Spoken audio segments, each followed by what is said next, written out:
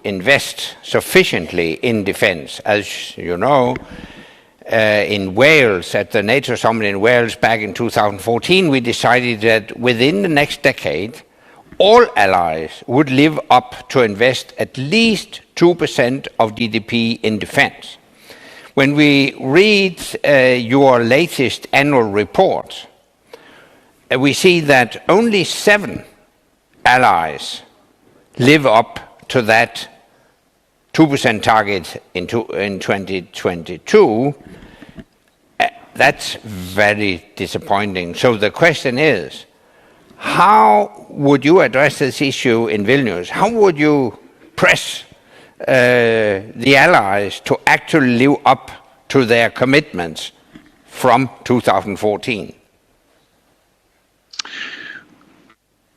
Well, as you know, Anders, the decision in Wales in 2014 was something that was not easy to reach. You were then Secretary General when that decision was made, and I am very glad that when I came in, we had that decision as a starting point.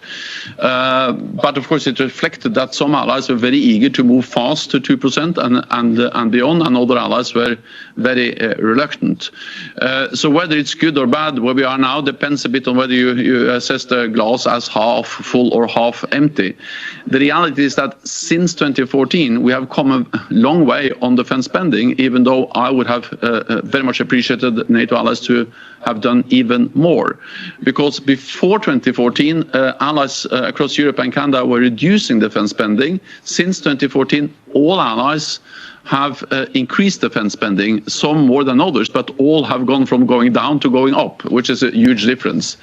We have more than double the number of allies meeting the 2% target, and even those who are not yet at 2%, they have now plans in place to be there within a few years. For instance, Germany, they're not at 2%, but the increase they have already started to deliver, and makes a huge difference because of the size of Germany and because of the 700 billion that has been set aside that enables them to reach 2% soon. Then the challenge was that since there were different views in Wales, the language is a bit. Also the language says that we should aim to move towards 2%, and for some allies they interpreted that as a kind of ceiling we should move towards. I hope that in Vilnius we will be able to agree a much stronger commitment, meaning that we should not refer to 2% as something we aim towards to move towards, but we should have 2% as not the ceiling but the floor, a minimum that all allies should deliver immediately, not within a decade. And if anything, the war in Ukraine has demonstrated for all allies the need to invest more in defense. So I welcome the progress we have made. I want to see even more, and I'm certain that at Vilnius we will have a stronger commitment to investing more in defense. When should they meet that floor? That should be immediately. So instead of having a kind of a decade-long perspective, because 2014 is of course different than 2023.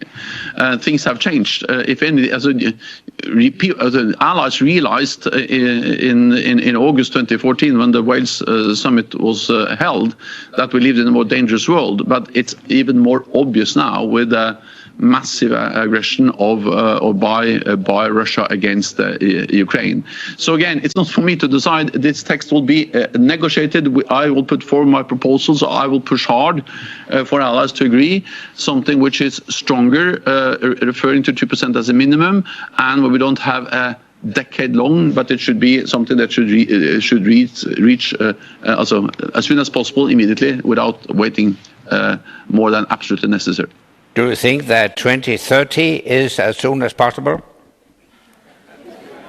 Well, it will vary because some allies are, quite far away from 2%, and of course there's no way to double defense spending in 1 year. But all other allies and more allies are now quite close to 2%, and of course they could be there very soon. But the message should be that there's not yet another decade. You should all be at 2% as soon as possible. That should be the message from Vilnius. Okay. Let me turn a bit to the broader world. In the new strategic concept, NATO addresses the challenges from China. And among other things, you write in the new strategic concept, we will stand up for our shared values and the rules-based international order, including freedom of navigation. So, what does this mean in practice? Could you imagine a NATO engagement in keeping the South China Sea or the Taiwan Strait open for international shipping? Well, NATO allies are present also in the South China Sea. I mean, they sail there with merchant ships, and of course they also sail there with military or naval ships. NATO will remain a regional alliance, North America and Europe. But what was clearly stated for the first time in the strategic concept we agreed in Madrid last year was that China matters for our security, and China poses a challenge to our interests, our values, and to our security. And that's also one of the reasons why we are now working even more closely with our Asia-Pacific partners, and also why we have so clearly communicated that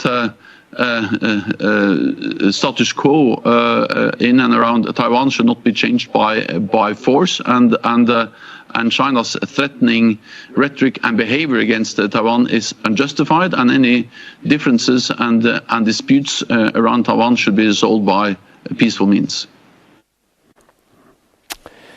Okay. My last summit as Secretary General was the Wales Summit in 2014. I don't know if the Vilnius Summit will be your last summit as Secretary General. I know that you have indicated a desire to leave NATO, and I also know that it's very much restricted what you are able to say about this issue. But maybe I could ask you, which qualifications do you think that your successor should possess? As I have had the privilege of serving as Secretary General of NATO for almost 9 years now, and I'm totally focused on that task until my tenure ends in October. It's important for me to not be part of the discussion about who will come after me, my successor. So anything I say about that, qualifications or whatever it is, will just be interpreted as I'm going into discussion I should not be part of. I'm absolutely confident that this alliance of close to 1 billion people, many nations, 31 nations, will be absolutely able to find a great successor following after me. May I ask you,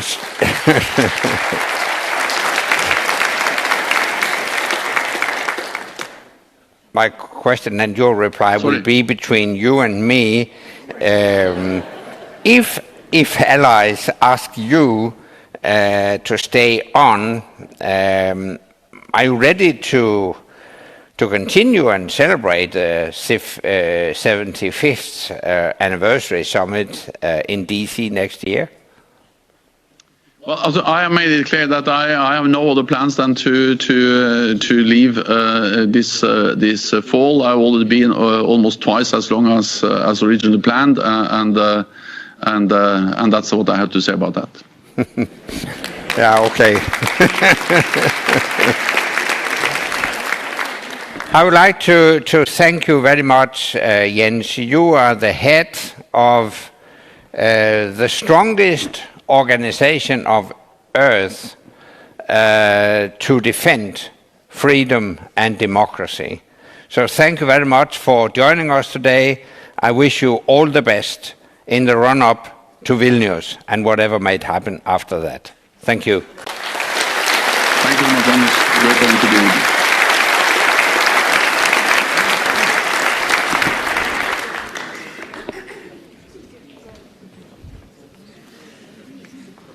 Thank you very much to Mr. Fogh Rasmussen.